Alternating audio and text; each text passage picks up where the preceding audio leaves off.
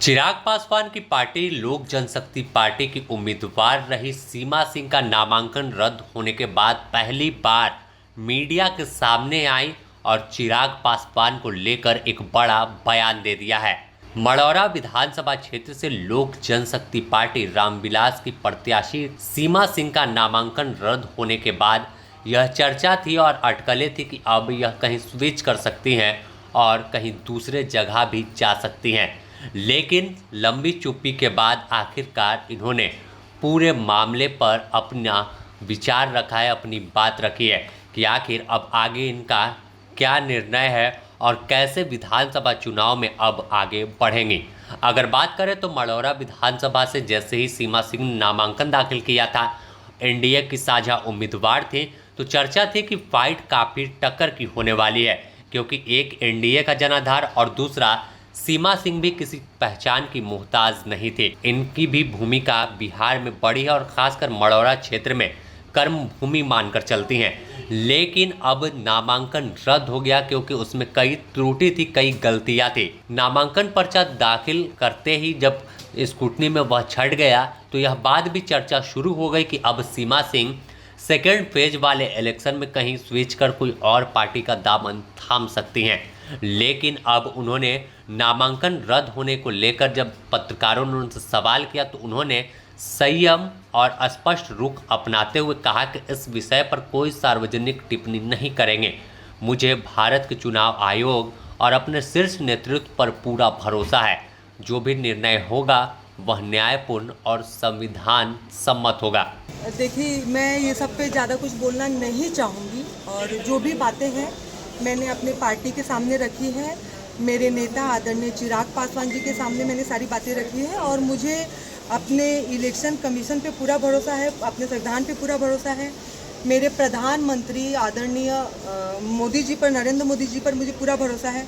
मेरे नेता आदरणीय चिराग पासवान जी पे मुझे पूरा भरोसा है और मेरे मुख्यमंत्री आदरणीय नीतीश कुमार जी पे मुझे पूरा भरोसा है। अब जो भी फैसला आए वो सराखों पर। और आज मैं बस इतना बोलना चाहूँगी कि आप लोग के चैनल के माध्यम से कि मैं कल से सोशल मीडिया देख रही हूँ। जनता का, मढ़ौरा की जनता का तो मैं धन्यवाद करती हूँ। मेरे लिए ईश्वर रूपी है मेरी जनता, मैं उन सब का धन्यवाद करती हूँ। और कल से सोशल मीडिया देख रही हूँ मैं, और पर्सनली जो मुझे बहुत सारे फ़ोन आ रहे हैं, मैं सबको बोलना चाहूँगी कि मैं एज अ सेलिब्रिटी थी और मैं सीमा सिंह अगर पॉलिटिक्स में आई हूँ तो मेरी पार्टी का जो विज़न है, लोक जनशक्ति पार्टी रामविलास का जो विज़न है, बिहार फर्स्ट, बिहारी फर्स्ट से प्रेरित होकर ही मैंने पॉलिटिक्स ज्वाइन किया था और लोक जनशक्ति पार्टी रामविलास मैंने ज्वाइन किया था। वहीं अब इनसे जब सवाल किया गया कि नामांकन रद्द हो गया, कई सार्वजनिक दल के नेताओं ने उनसे संपर्क किया है, ऐसी चर्चा थी।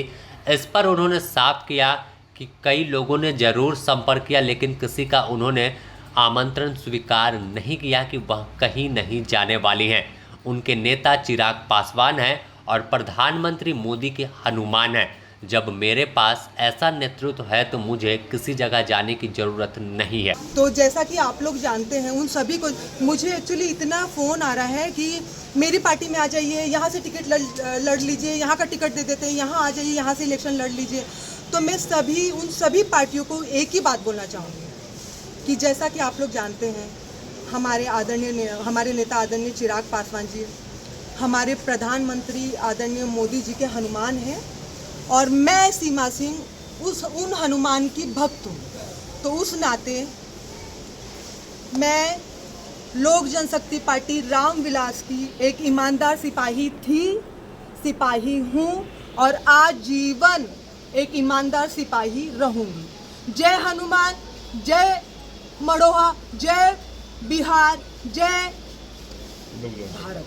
तो फिलहाल जिस तरह से सीमा सिंह का नामांकन रद्द हुआ, इसके पीछे साजिश या आरोप है, क्या है, यह चर्चा हर तरफ है।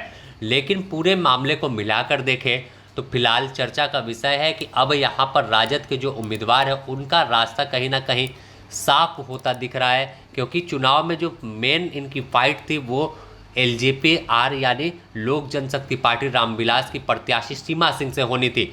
और ऐसे में जब नामांकन ही मेन प्रत्याशी का रद्द हो गया तो साफ तौर पर राजद प्रत्याशी को फायदा मिलेगा और जब चुनाव के नतीजे आएंगे तो वो भी अपने आप में बम्पर चौंकाने वाले दिख सकते हैं। हालांकि अभी बिहार है और बिहार में कुछ भी हो सकता है कि कोई निर्दलीय उम्मीदवार को एनडीए समर्थन दे दे। बने रहे द न्यूज़ पोस्ट के साथ, बिहार चुनाव से जुड़ी हर अपडेट आपको देंगे।